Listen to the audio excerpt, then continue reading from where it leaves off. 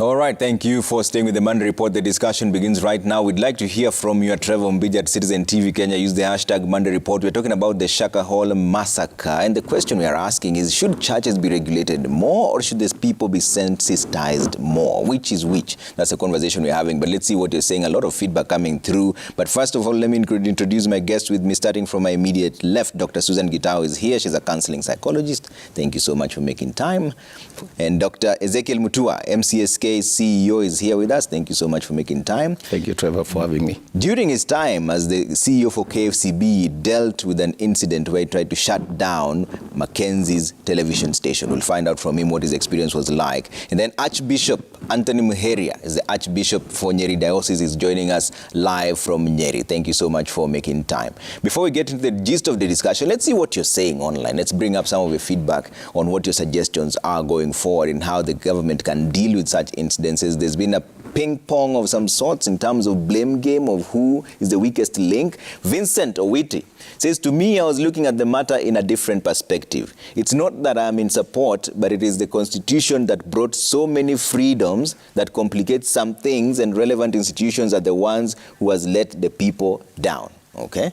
See about that in the Constitution. Freedom, is that where the loophole is? Rolo, it's a high time the government to review on the guidelines under which churches operate. It's of no doubt that the likes of Paul Mackenzie are not limited within us. Okay? Let's bring up more of your feedback that's coming through and see what you're saying here. Alvin says, even the Bible teaches us in the 1 John 4:1 to test the spirits to us to whether they are from God or not. How can we as a people be so gullible that we can't stop for a moment to figure out what deception is? This is an important conversation that we'll have with Dr. Susan in just a bit, whether people can figure out what deception is and whether it's the gullibility or what really happens. Poverty and its rapid fixes are driving people to do unspeakable things, while the clergy has cleverly capitalized on the desperateness to live top-notch life. Jesus glorified poverty, lowly, and had low opinion over wealth. Okay? That's what you're saying there online. Let's now bring up Archbishop and start with this conversation. Archbishop, should the church be more strictly regulated in your view?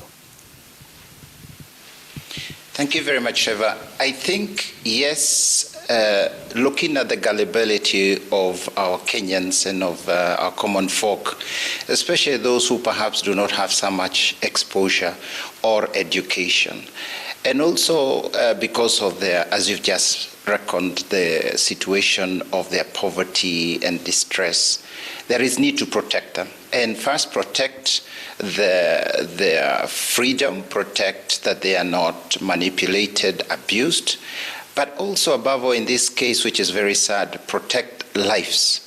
That at no stage should we be actually discussing the fact that religion has led to a loss of life, whereas it's meant to be a pathway to better life, human life here on earth, and looking forward to even a more blessed life thereafter. Now, when religion becomes the vehicle of death and the vehicle of fear, it is clear that there is need to put some protective parameters, and it's not enough to put a law. I think there is more than the law. We must also make sure that anyone who transgresses is immediately apprehended, or the law comes upon him.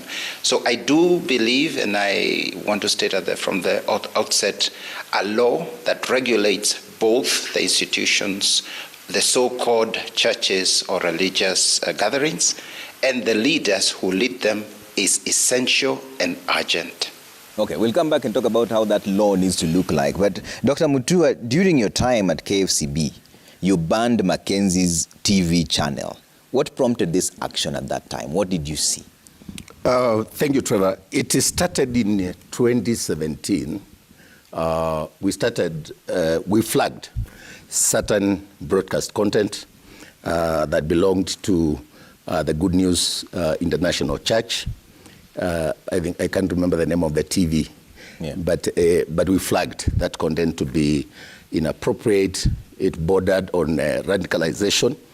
It was teaching people to break the law, not to take their children to school, not to take medicine when they're unwell, not to not to obey government, really, including when Huduma number and some government policies started being pushed, radicalization and very radical teachings that the televangelist then, because as we were dealing with the element of broadcast, we don't regulate churches, we're not involved in that. So we flagged it, and then we started our investigations, and a very good regional manager in the coast called Bonaventure Kioko, who did undercover job better than actually journalists. He's a trained communications person, but he did a thorough job, thorough investigations, and gave me briefs that I felt there was a problem. So we actually enlisted the support of the anti-terror police, anti-terror unit, and the DCI. And we investigated this. We got police. We raided the television station and got the equipment. We confiscated the equipment. We brought some of the material to Nairobi to our examination and classification department. And upon examination, they were against all the rules of examination as laid down in the mandate of Kenya Film Classification Board. Because our role was to ensure that films and broadcast content conform to the Kenyan Constitution, conform to Kenya's culture, and conform to people's aspirations, national aspirations, and that broadcast should be for the good, for education, for information, for entertainment. This one bordered on a catechism, which is one of the classifiable elements that we were looking at in classification. For us to be able to rate material either GE, which is general exhibition, which is suitable for family viewing and everybody, PG, which means parental guidance, to say suitable for this age and the other. We used to have a very scientific method where we would look at the intensity and the frequency of the classifiable elements. If, for example, there's a film and blood is spilling, somebody uses a machetes and cuts the head of a person and it falls down. You can't allow that. That's graphic. So we would say, no, remove that. So our role was that. And when we examined this, we thought these teachings were radical. That's why we enlisted the anti-terror police unit and worked with them and arrested this televangelist and took him to court, and I ordered the closure of the station because I thought the broadcast was injurious. Because the purpose of Kenya Film Classification Board is to examine and classify broadcast content and the films to ensure that they are suitable for consumption. But even after that closure, was it really closed? No, we took him to court, and that's the best we could do. And the police were very cooperative. But when we took him to court, he was slapped some 10,000 bond and released. We never stopped. We kept invoking the law, and we followed him until I left KFCB. We still had that matter in court, and we collaborated. I thank the DCI in Malindi because of the cooperation. They would even fly to Nairobi to come to my office, and we got to examine together the examination room, because like I've told you, it's a very scientific process. Because everybody's given a form. You have yours, I have mine, and we are here watching, and we all form our own opinion as to what are the classifiable elements. So is it 0 to 1, and then we aggregate. And then based on that, we say this is not suitable. And this was in 2018, so the legal arms knew in 2017. This has been on since, and it was horrifying. Some of the content is not even, we cannot mention it in public. It was horrifying. Some of the things that Pastor Mackenzie, if you can call him so, was doing were horrifying. And we saw the danger, and we raised our voice about it. We did not just ban legalistically and just keep quiet. We went public that this is dangerous. And Dr. Susan, what gets into somebody's mind, psychologically speaking? Because we've somehow seen that this, does it have any predisposing factors like level of education, poverty levels? Because we've seen some pretty middle-class people taking their own wealth to this pastor. Psychologically, what happens to someone to a level that you can be gullible enough to be turned into a cult follower? Maybe I should begin by saying that mental health does not choose. And that is why in this case we are finding everybody in there. And I would still say that, Trevor, we have not done enough sensitization on helping people to choose or even identify, even as church leaders, who to follow, including the mainstream churches. Yeah. Very happy that one of our key religious leaders is speaking this evening. Because you may have, even in mainstream churches, somebody just rises up and people look at them as their own deity, but they are not aware. And majority of these people sometimes that followers of so-called faith do follow are actually sick. For example, if somebody, and I'm not pathologizing anyone until we do clinical assessments, you may find that there's some general information that we know about mental illness. For example, someone who is schizophrenic, most of the time they may have this feeling of grandiosity. They think big, they dream big. So if you're also in that line, you're going to say, this is my person. Now we are dreaming together, we are dreaming big together. But there is also the issue of depression. Yeah. And I remember saying when COVID-19 hit our country that we're going to experience a lot of mental health burden in the country. And I was really pleading for strategic positioning in this everywhere, and basically talking about the church taking her position, talking about learning institutions doing the same, talking about families identifying, can we tell our own is not well mentally? What are the telltale signs? Because there is also one big animal that follows people, whether you're very smart or not, which is called trauma. And if within 30 minutes, one is not treated over traumatic incidents, they develop PTSD, post-traumatic stress disorder. Yeah. And one of the cluster symptoms of PTSD is recurrent negative emotions and thoughts. Yeah. So you can imagine all along in your life, you're feeling low, you're feeling unwanted, you're feeling rejected. And then somebody somewhere just provides some hope for you. You will run there. And by the end of the day, whoever you're running into, because some of these people have said some of them are unwell mentally, but because they present themselves as very confident, they are followed by people. Some of them are deeply narcissistic people, that everything in life revolves around them, and they will do anything to make sure everybody is under their control. We also have people with personality disorders, like dependent personality, like you always crying for somebody to control you. Yeah. And so you get somebody here who is showing I'm in control. You run there. Yeah. I'm not also underestimating the lack of psychosocial support in this country. Yeah. And I think here we are not just thinking about church. We have to really ask ourselves. I don't know, we were already given National and Counselor Psychologist Board, and we are not psychiatrists, may I mention that. We are people who do what we call supportive care. Yeah. We also do what we call, maybe the clinical psychologist together with us, we do assessment. Yeah. And we also talk about maybe psychoeducation. And we are the majority. If you look at the pyramid of mental health practitioners, the counselors and psychologists form the largest base. Yeah. Because psychiatrists in this country are about 100 and something. So this country needs us. Yeah. And we are the people who are able to go down to the community level, interact with that chief, interact with the OCPD, interact with that mama ako mashinani there. But I don't think we have been heard clearly.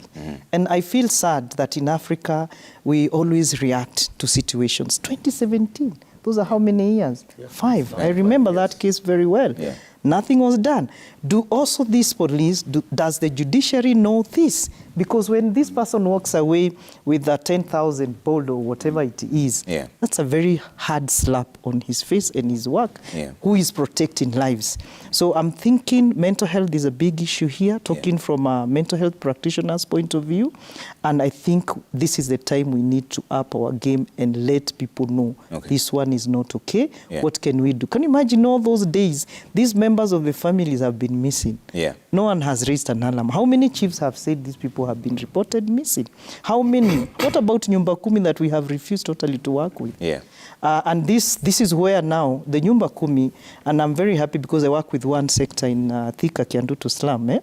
You have that the chief knows, the cluster leaders, that they can report so-and-so has been missing. Has he joined maybe a cult? Yeah. Has this person joined maybe a gang? Yeah. Has this person... You see, that kind of an organization is so easy for this country. Yeah. Exactly. It's not there. All right. And also the church. Let me mention about the church. And I'm very happy with the churches that have come up with that part of education on mental health. Yeah. Yesterday I was in one, of course, they said I say hi to them. But I was in that church, guess what they did? They were giving me 30 minutes. Kindly give us a 30-minute talk. But when I started talking in that church in Ruiru, PCS law, they said I have the right to mention them. They never left that church. For 3 hours, I was on the pulpit. Why didn't they leave the church? Because people are hurting. Is there that closeness between the church leadership and the people who are following them? Do we even know our leaders? Okay. But those people sat in there. What does that confirm to me as a mental health practitioner? The need is huge. Okay. So everybody needs to really... And Trevor, just to add on what Dr. is saying, yes, there's a failure of leadership at so many levels that have led people to feel hopeless. We grew up in societies where there was a structure and where there was a sense of ownership. Yeah. And you could not go hungry. There was somebody to feed you. The child belonged to the society. And here, I am focusing on the child, because even what we are doing at Kenya Film Classification Board, which they are doing excellently well, was our major concern, and our primary concern was the impressionable mind of a child who is being indoctrinated, who is being radicalized, and they are not grown, their mind is not formed to the point of making a decision for themselves. If a grown-up decides to go and follow another adult and, subject themselves to this, yes, there's the element of the law, but that's a different story. Society everywhere in the world puts a lot of premium on protecting children. And our job was to protect children from exposure to harmful content, to teachings that are misleading, false information, outright false. And that was even more intensified with the coming of digital migration, where there are so many platforms, and where fake news became the order of the day, cloud chasing, where fake people are glorified. You can see even the kind of drama that is happening even in the Jesus of Togoreno or wherever. So during a solemn occasion like the Easter, the media gave headlines to Jesus of Togoreno. This is a joke of monumental proportions being flown and being given prominence during a very important religious festivity. And this is how we glorify some of these things to the extent that children think that you are a hero. You are dramatic if you do these sort of funny things. That's how you become popular. You become famous. So we failed to get the systems working. And people started actually hating the government. There's a time when I worked in government and I had to put private numbers on my car because it was not fashionable to drive in a GK. Actually, it is not even today.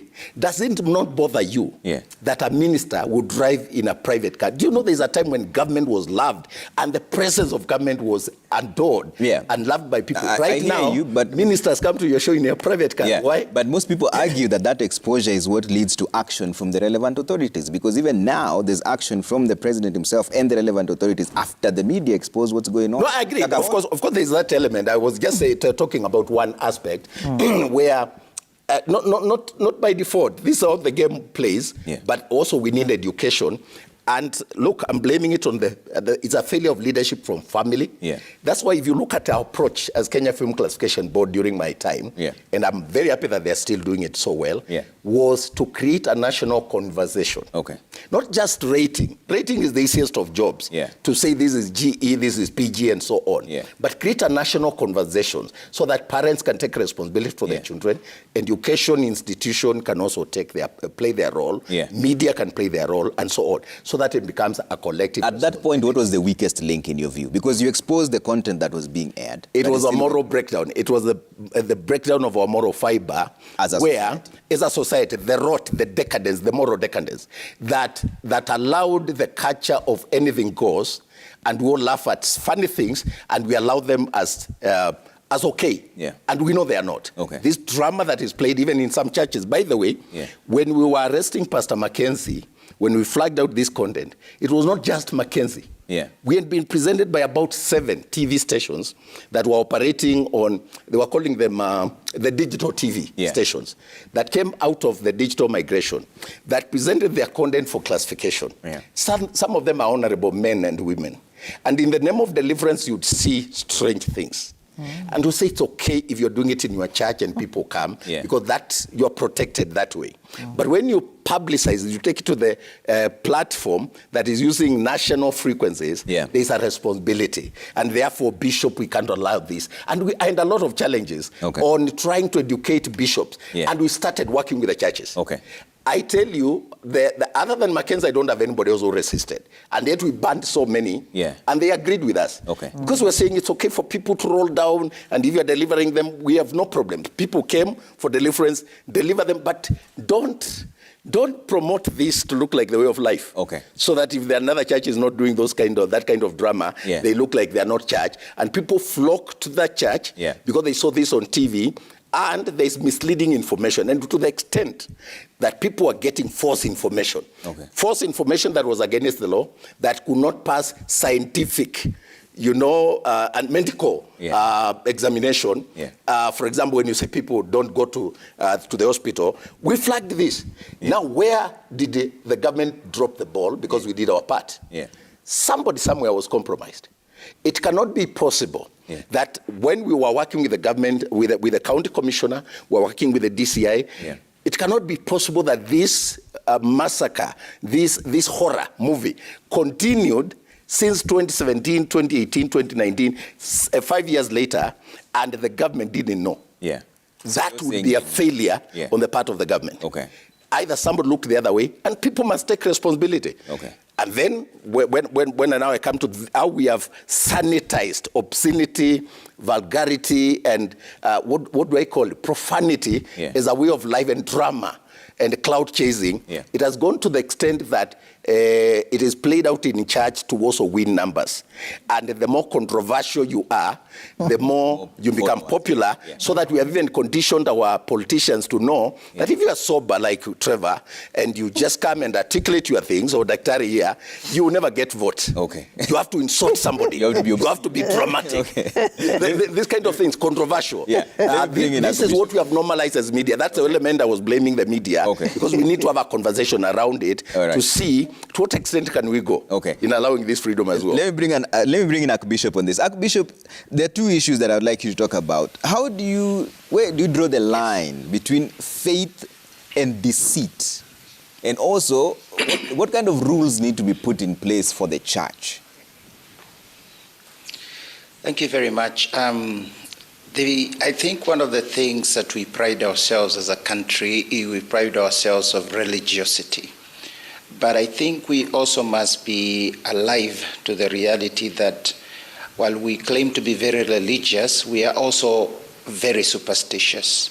A lot of the mixes that we have been seeing in what is called religious beliefs have actually been a mix or a packaging of some of superstitious actions, feelings, beliefs within a framework of what you may call pseudo-religions. And that, amongst other things, brings about, the problem of prosperity gospel. When there is superstitious, what superstitious religions bring about is expectations of immediate return, promise heaven on earth, promise what is unattainable in a way that is way beyond what is imaginable. And this is what we have seen largely in the gullibility, the growth of gullibility of the Kenyan people. It said the African people many times. That's why the religions they seek are not religions that have deep doctrine. They want to feel, and after feeling, they want an immediate return. And this is one of the issues that we have to sensitize people, that religion is not for feelings. Religion is not for prosperity, or for wealth, or for immediate return. And therefore, the person who promises you the moon is not the Messiah. And this messianism that is very earthly is what has really expanded and grown in our country. That's the unregulated part of the church, unregulated part of new religions who are selling not the commodity of God and salvation, but are selling a slavery to current temporal gains and controls that people seem to be so eager to buy. The second area there is about trickery, deceit. Our gullibility has gone to the extent that even very educated people, people who are very learned, are easily lending themselves to beliefs because of, again, our superstitious background, that they believe that you put this money here, we pray for it to be multiplied. That they believe the reasons given about the ills that befallen me, that means bankruptcy, sicknesses, my children not passing exams, must have a temporal cause. And if it's not a temporal cause, it must have a demonic cause. So the demon, the devil has been used as an instrument to scare people into believing, into acting, into submission, into giving property, because the devil is the one we want to get rid, and therefore in order to get rid of this is what you must do. So it's a very irrational belief and religion. And that's the area of deceit. It's difficult to regulate, but as I would speak about the sensitization that you're speaking about, we must awaken people that religion is for well-being here on earth and to be able to carry better the difficulties that befall us. But above all, it is something that connects us to God. If God is not at the center in communion with him, that's not religion. That's manipulation. Then finally, I think there is a third, sorry to take a bit long, but the last issue I want just to mention is that corruption. These issues we are seeing is a corruption of religion. It's corruption that is the gain of the leader, but also using that, a lot of our religious leaders have actually corrupted the system. That's the only reason we can think that Kilifi has existed and Shakahola has happened, only because that's the head of corruption. Corruption in religion, joined with corruption in government, joined by corruption in leadership, and joined by corruption on the ground. There is no way you can excuse that kind of thing. And of course, corruption in the judiciary. Until we start addressing that too, religion would just become a placebo and a pomade that we apply on a very serious chicken pox that we are all enduring.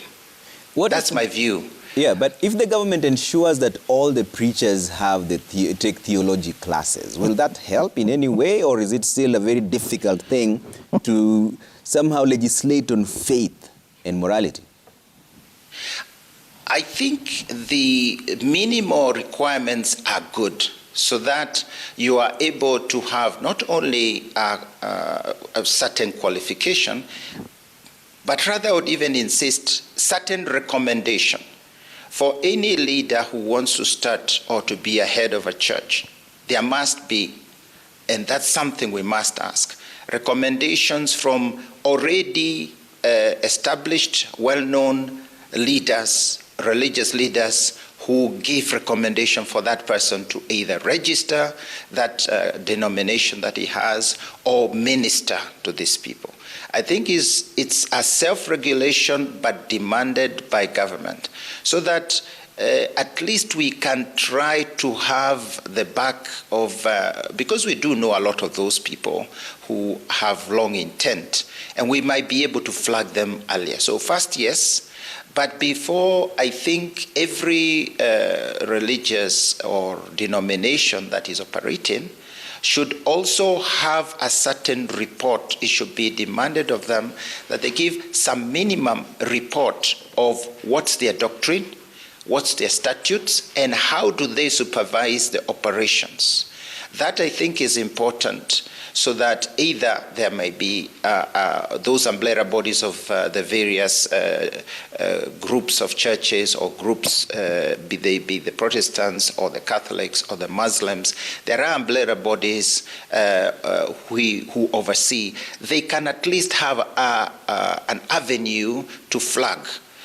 But unless you have the minimum, it is difficult to demand anything. Because most of these people are just cunning thieves, cunning conmen, Yeah. And the conmen are pretty smart in jumping, in not being seen, in hiding, in camouflaging.